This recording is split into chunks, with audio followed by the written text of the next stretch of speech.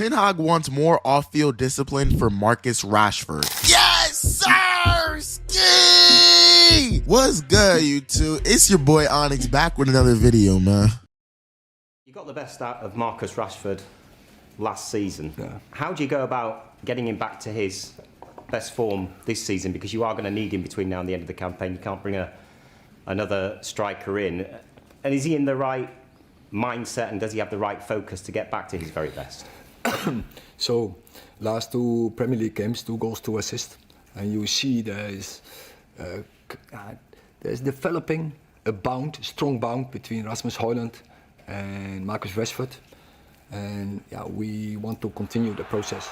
Back in the day, Marcus Rashford was tipped to be better than Kylian Mbappe. But fast forwarding to today, it seems Rashford has a pretty long way to becoming like Mbappe in terms of playing skills and off-the-pitch discipline. In my humble opinion, Rashford hasn't been in top form, especially when you compare his current stats with his 2019 Sony season statistics, where bro was on fire. He's been playing for Manchester United since he was 7-year-old, and undoubtedly, he's very passionate about staying at Old Trafford and winning trophies, so to speak. You would think, right? But the 31st on January 2024 happened, and we were starting to deal with internal disciplinary issues with Marcus Rashford. Still, it later claimed that Marcus Rashford had taken responsibility for his actions after he failed to appear at a match against Newport. But again, thanks to Anthony's goal in the 68th and Rasmus Højlund's goal in the 90th minute, United somehow won that FA Cup tie, when in reality, Marcus Rashford was stealing the headlines. But hold up, this didn't end here either, because it turned out Rashford argued with his girl at around 3 a.m. during his trip to UK in Belfast, when he obviously should have been training with his teammates. He only told his club that he was sick because that didn't seem truthful, since he went cruising around Ireland, guys. It also looks like everything was okay with him and his girl at the nightclub the night before, but then literally everything changed once they went back inside to the club, because reports from the Daily Mail are saying that Rashford was accused of kissing another girl in the nightclub, and this is what led to the argument. Witnesses are saying that Rashford threw her belongings and then also asked for another room. While we had to ask what his girlfriend was saying was somewhat personal, but remember, Rashford seems to be letting that what his relationship with his girlfriend have affect his work at United now. But this isn't the first time Ten Hag has dealt with disciplinary issues regarding Rashford. In just over a year, Ten Hag had to drop Rashford from the starting 11 for showing up late to a team meeting in December of 2022, although he later scored the winner against Wolves later this year.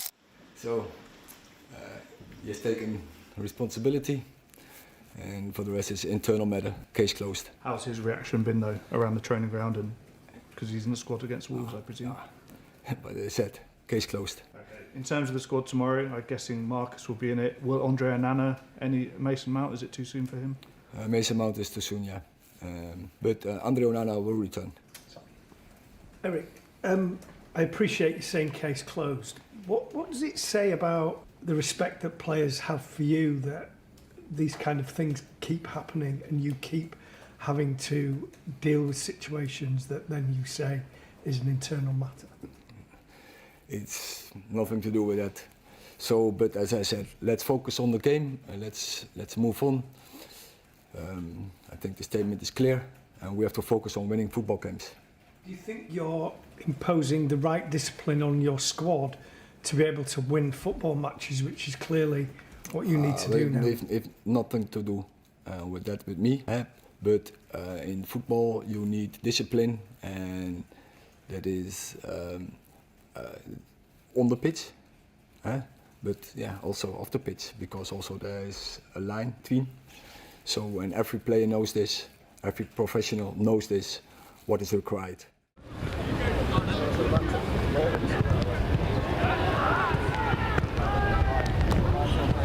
Oh, Johnny!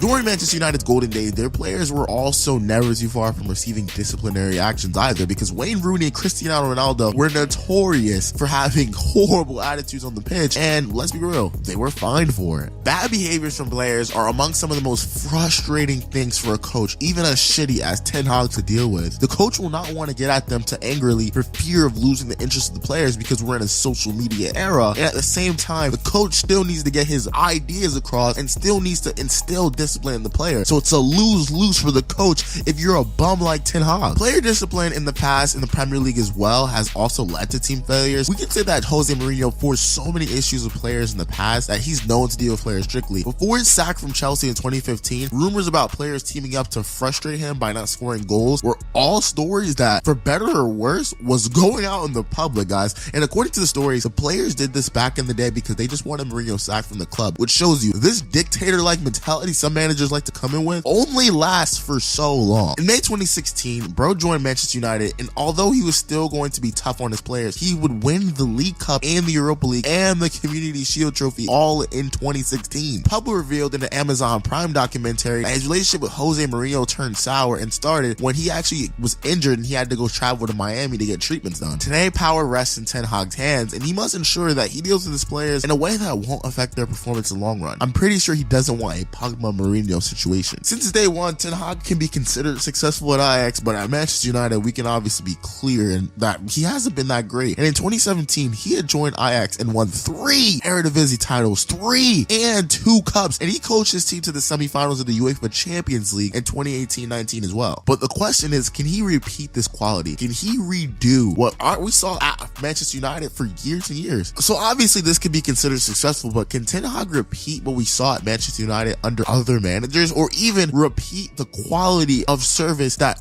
Sir Alex Ferguson did, for example, because he's now getting time, but we're not expecting him to get 20 years of time. We're expecting him to wonder if he can get Jurgen Klopp a decade level of time. But we also got to remember Sir Alex Ferguson had one of the most best players in his team during this regime. He had literally the best players in the world. So can Ten Hag repeat what we saw at Manchester United under Sir Alex Ferguson? We don't know, but however, Sir Alex Ferguson had the world's best players at all times in his team during his regime as well. I think it's important to know that he had a lot of talent at his disposal. You got Cristiano Ronaldo, you got Manny, Rooney, Anderson, the list goes on. Vidic, Giggs, Paul Scholes, and even Van der Sar. They were all part of the squad, and these were elite players of the last decade. So maybe Ten Hag will come close to achieving what Sir Alex Ferguson achieved by signing just more quality players to his team, ensuring they're disciplined and to respect him. However, at the same time, he needs players like Anthony, players he already signed, to show up and come up with the goods, guys. Rashford had less than 5 goals in the first half of the 23-24 Premier League season. Another show of a lack of discipline, because for a player of his caliber who just had a record-breaking year under Ten Hag, I would say he's nowhere close to matching superstars that are in his category, which are like, for example, an Erling Haaland, who just 2-3 years ago we did not know about. And Rashford is wearing the number 10 jersey at Old Trafford, which is an iconic jersey, the same jersey worn by David Beckham, the same jersey worn by Wayne Rooney, and the same jersey worn by Zlatan. We expect more from him every time, especially when he's still semi-young. Wayne Rooney alone scored 253 goals for Manchester United during a 13-year career at the club, and undoubtedly one of the best strikers to ever play for United. This was following incredible goal after incredible goal, in scoring or assisting in amazing comeback matches.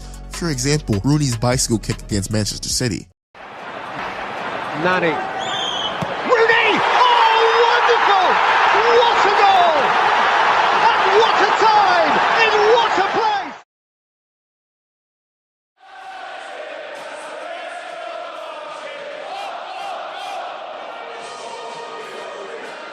Rashford needs to look up to these superstars as role models, and although he can look at them as peers, we have to look that he needs to work tirelessly to become like them. He's in a good club in United that obviously are not in the best position, but he needs to take advantage of the position he's in right now, because United have no attack. Rashford should become the attack, regardless if he's upset. He was out drinking in the club and actually fighting with his girlfriend the night before. Missing training and drinking out at a nightclub, especially when your team has a crucial match the next day and wants you available, isn't the right step for him to follow right now. Regardless if you want to look at it as severely as a cup tie or not, it's not really good look on him, and no one would be so concerned if he did this in his 30s. But remember, this is Marcus Rashford, and this is just only one video. I go by the name of motherfucking Onyx. Goodbye, y'all.